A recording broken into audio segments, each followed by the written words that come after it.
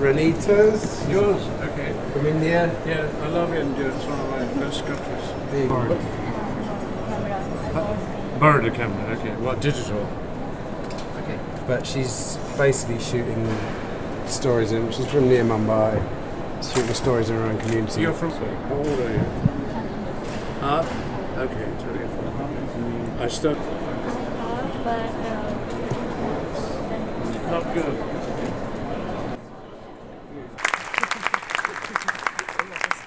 Come out through the window, and I found really, picture.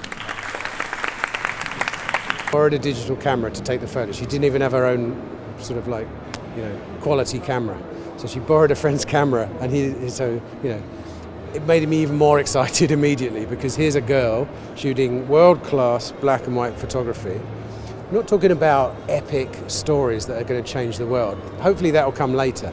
But what she's done is she's turned her camera on the only thing she knows, which is her family, and she shot it amazingly. And then, it's a bit of a dream come true story, I suppose, but then a few weeks later, the world's greatest living legend of a black and white photographer is critiquing her work and saying she's got a strong future ahead of her. I think, it doesn't get much better than that in what I'm doing. And that's the whole point of TAPSA, and the whole point of scholarships like this is to find people who need support in being the best that they can. And every single one of these guys this year is exactly that. It's just so exciting. If she pursues a life in photography and can come up with this kind of stuff, she'll go a long way. And I would like that to happen to her. There's nothing nicer than meeting a nice human being for a change who happens to have some talent, but they're not sure, and it has to be brought out of them. It can only be done by encouragement. If I was her, she lives near one of the greatest cities in India. It's Calcutta. It's a city I have very close to my heart, and I've been many times. I can tell you now, you see humanity struggling for life there on a scale you wouldn't dream of thinking about. If you realize you're not a photographer, you have to make a quick decision, some quick moves, and make some really good pictures. And if the next lot of pictures are equally as good, then she's on her way. Well, the quality of this picture is the silence, it's the light, the shafts of light coming through, which adds to a kind of almost holy visual kind of image here. There's something like holiness going on here, religious, almost biblical, the lighting here. And right away you feel you're there, and it's a kind of peaceful. I feel as if I can almost smell the incense in this room. I'll be talking to her tomorrow with a little group of people, and I will give her as much encouragement as I can muster and help her on her way. I hope so. I think she's worth it.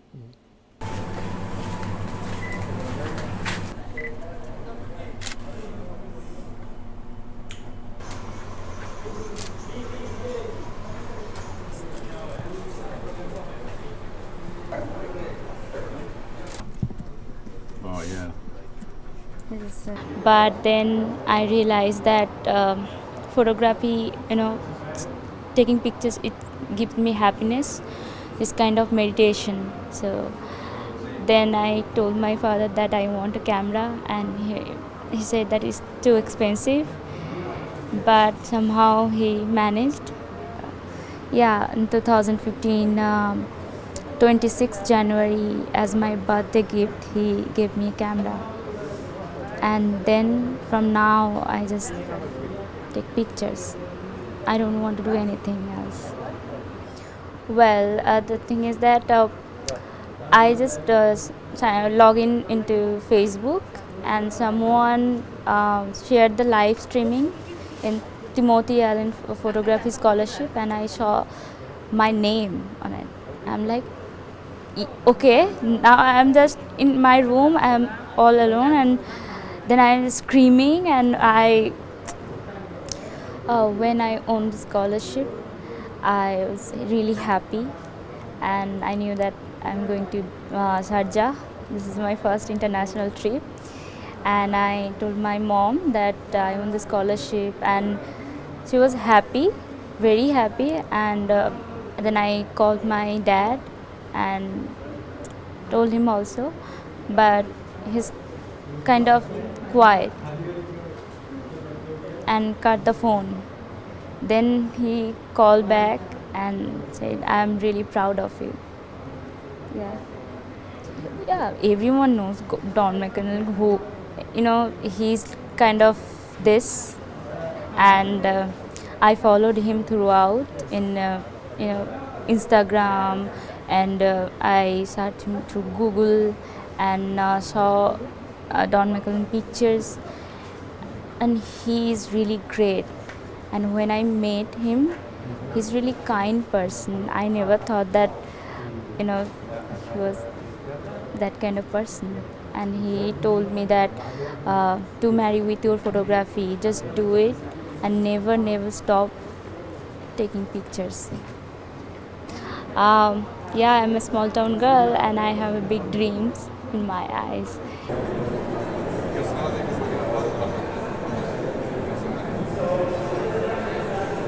We're very happy that this is growing. We're very happy that we have this year over 700 pictures in this exhibition compared to 200 last year. We have about 90 photographers from all around the world. It just tells us that a lot of people are willing to be in this festival. We do have a competition as well, and we received more than 13,500 entries for the competition. So everything tells us that this is going the right way, hopefully growing in the next coming years and having more people, more photographers, more international names come to this festival.